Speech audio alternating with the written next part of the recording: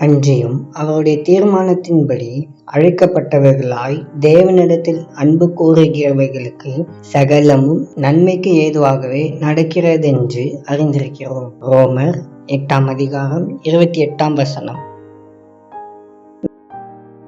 நாம் ஒரு சவாலான காரியத்தையோ அல்லது பிரச்சனையோ சந்திக்கும் போது அல்லது வாழ்க்கையில் எல்லாம் தவறாக நடப்பதாக உணரும் போது வழக்கமாக நம்முடைய மனது அது ஏன் அப்படி நடந்தது என்கிற விளக்கத்தை தேடும். ஆனால் துரதிர்ஷ்டவசமாக அந்த விளக்கங்கள் ஒருபோதும் ஆறுதலையோ அல்லது ஒரு தீர்வையோ தரப்போவதில்லை.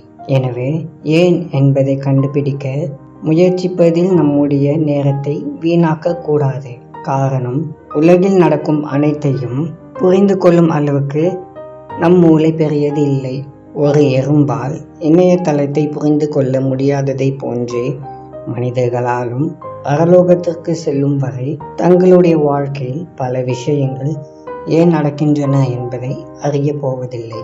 ஆகவே கடினமான நேரத்தை கடந்து செல்லும் போது நமக்கு தேவையானது விளக்கம் அல்ல, ஆண்டவருடைய பிரசன்னம் மட்டுமே. சிலுவை மரணத்தை உயிர்த்தெழுதலாக மாற்றி அதன் மூலம் முழு உலகத்தையும் ஆசீர்வதிக்கப்படுவதை விரும்புகிற கர்த்தருடைய கரங்களில் நம்முடைய பிரச்சனைகளை கொடுத்துவிட்டு உண்மையாக அவரை விசுவாசித்தால் சாம்பலுக்கு பதிலாக சிங்காரத்தை தேவன் அருளுவார்.